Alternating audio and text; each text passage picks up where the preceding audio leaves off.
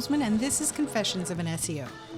Here in Confessions, I confess that I do talk a lot about SEO in various forms, testing, stories, rants, some new things, some non-SEO things, but either way, expect plain talk with very little engineering mumbo-jumbo. I learn and retain information the best when topics are laid out in plain speak.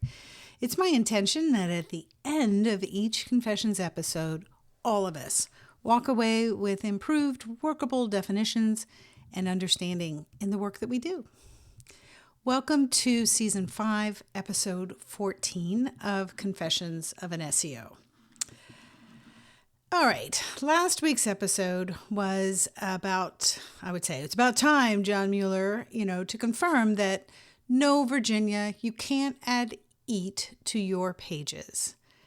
And the day after that episode dropped, the same news source published an article called How to Apply Eat to Your Pages and Boost Your SEO.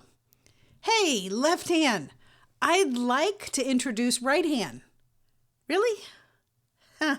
But hey, who am I to talk? Because actually it's going on 2 years I've been writing an article on helpful content, and we're still negotiating on how much data it can go into the final piece. So who knows?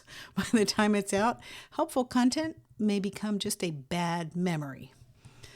So this week's topic is dancing around, and I'm absolutely certain it'll reveal itself as I go. Trust me? I do. Okay, I'm a big fan of movies and stories that take place in the late 19th century, post-Civil War. Yeah, I am a bit of a history buff, I'll admit it. There's a very high degree of curiosity about how things change. What is perceived as what's going on during that time period, and then how over time, we start to revisit and review things, and we start to think and see them differently. And then there are things where we just continue and we view them the same way.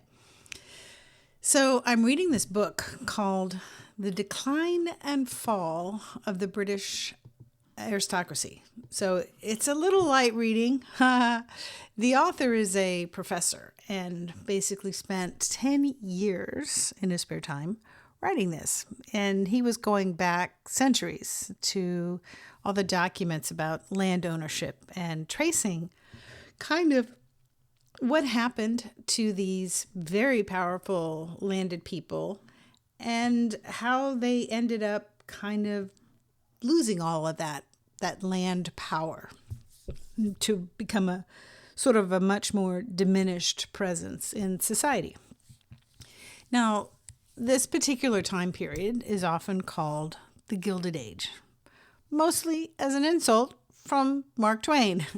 It was a tweak on the term golden age being something that was particularly beneficial and good, and Gilded Age being less so.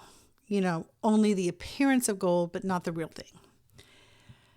So you may wonder, where is she going with this? All right, so here we go.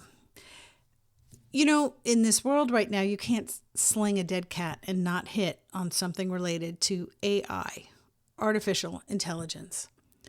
So as I'm reasoning this out, I'm wondering, are we in the golden age of AI or the gilded age of AI? I confess, I hate talking about AI. There, I've said it. It's not because I don't like it or don't like some aspects of it, but mainly because if you talk about it, it becomes way too much like conversations that SEOs have when they start talking about SEO tools. This versus that, and that versus those, and those versus this. It gets exhausting. So, for instance, Claude, Perplexity, Grok, Gemini. And this is a funny story I'm about to tell you. I was chatting with a friend who is definitely all in for AI, and we were talking about kind of like what we're going to be doing over the weekend. And she said, with Grok being released, I'm sending the kids to the movies. And I'm thinking at first She's talking about Galaxy Guardians. And what she really meant to say was a movie about Groot, the tree character. And then all this is happening in my mind, right? So, and then it suddenly dawns on me, she really meant Grok as in AI. Honestly, this whole AI naming convention feels a bit like drop the needle. And that's only going to make sense to anyone else who got a music degree before streaming music became a thing. So this was pretty nerve-wracking. You would have to know that, let me say Beethoven's symphony, right? And there are repeated motifs which appear throughout the piece, not just within individual movements, but somewhere throughout all the movements, but they might be orchestrated differently. Now, what that means is different groups of instruments may be playing the same or similar melody and harmony. But having to recognize which damn movement, and if it was in the exposition or in the introduction of that melody, I guess of that piece, of that movement, or was it further down in the piece in the development phase? So, that kind of stuff, that pressure of being able to identify it immediately can kind of create a little PTSD. As a student, you'd have to know a couple of dozen pieces so well that the instructor could pull out the vinyl record, see what I did there, and literally drop the needle somewhere in the vinyl. And we had a few minutes of listening to it to write out the composer, the composition, which movement, and where in that movement was that particular section. So you can kind of see it is pressure that is anxiety inducing. So anyway, going back to AI, there's all these funny ways to look at it. AI is taking the wrong turn. I don't want it to replace me in my work. I want it to do my laundry and house cleaning and let me do the things I love. And then there's the reality oftentimes that AI off the shelf is as dumb as a bag of rocks. Now, in some of my indexation testing, my prompts, which are not meant to create page one ranking material, I just want to skate somewhere on the middle of the search results for those whatever keywords I'm focusing on, or topics. I'll be more accurate. Topics that I'm focusing on for test pages. So to me, position 53 or 55, to me, that's a sweet spot. Optimized just enough to get into the show, but not to be operationally findable by somebody who really is trying to find information. So, hey, ChatGPT, you're an expert at tomato gardening. Write me an intermediate gardening level article about growing tomatoes in soil bags in Zone 7 gardening zone. How would you start them indoors and transplant outdoors? Should you even do that? Ideal times, etc. Prepare an outline. Use the outline for the H2 tags and create an article of 950 to 1,000 words. Now, these prompts are for effect. Ultimately, I would work my way to getting a decent article, but only 600 words. And I would ask, hey, ChatGPT, I'd like you to expand this article of 600 words to 950 to 1,000 words, as per my original request. And it would apologize profusely and confirm it would do just that. And I'd get an article back of 502 words. Now, this would go on and on. Ultimately, one day I said to it, listen, if you were a live person, I would fire you. You're being very polite, but not very effective. You do not follow instructions. So what do you have to say for yourself now? And then it would go on and on, agreeing with me that yes, they appreciated my patience, that they had not been very effective, and yes, I should be better at following instructions, and they would try again if I could just give it one more go at the article. It will surprise no one in this field that the next time I received an article, it was 1,850 words.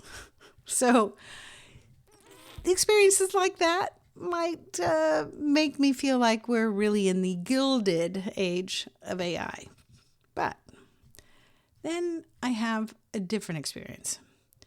I have server logs, lots and lots of server logs that span years. So in my indexation work, I prompt it to look at specific aspects of Googlebots and crawlers and compare a group of logs from this time frame to a group of logs from a different time frame, work it out, compare, contrast, where is behavior the same? Where is it different? Is it different? Did it change? Sometimes, of course, it is AI, right? So it will overextend its analysis and make claims that really no human would really make, And I bring that to its attention, ask it to narrow its focus. I'm not interested in a global, broad statement that I just want to know more about a particular type of crawl within this data, right? So don't make it out to be the Magna Carta. I just need you to look at this.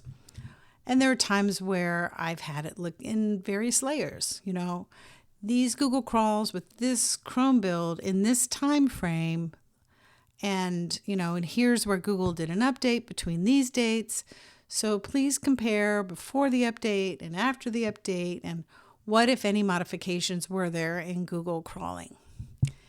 I've even compared it to sitemaps, the data, and said, looking at the date of publication in the sitemap, can you give me some idea in general before and after the update? How long did it take, for the Googlebot to arrive? And again, isolating specifically Googlebots, right? It's fantastic. It was great. So educational. It was like almost talking to a person.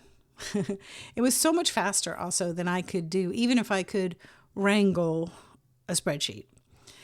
Now, I found out so many cool things. And most of the time in those particular cases, I do use Claude. But there are others. And we all can talk about Chrome builds. What's new in this one? Why does this matter to a crawling system and for search engine? And more often than not, it doesn't. The feature is just, something that Google put into that particular Chrome build, and they're just moving through it. With that kind of interaction, it's hard for me not to think and feel that maybe this is the golden age of AI. I really don't know. And I don't think there is a single answer right now to that question. So the jury is still out. But for now, probably none of us should give up our day jobs just yet. Well, that's it for me this week. Real quick, if you're working with content and backlinking, check out Indexilla. This is my indexing platform to get content and backlinks indexed completely within Google's terms of service, safe for every type of site, even your money site. You can find it at indexzilla.io, and you can try trial accounts. They come with 25 credits at no additional cost, 1 credit per URL submission within your first month. If you've got questions about your site, my specialty is forensic SEO. If you need to get a fresh take on why things are happening as they are or not happening as they should, feel free to reach out. And if you want to stay on the cutting edge of the state of indexing, check out Crawl or No Crawl on Substack. You can find it by searching for Crawl or No Crawl. It's even got its own knowledge graph. Thank you for being a listener. I look forward to you coming back next week, where we can have more SEO conversations. If you have any questions about today's topic, you can reach out and text your question to Confessions at 512-222-3132. Thank you again, and until next week, I'll see you in the SERPs.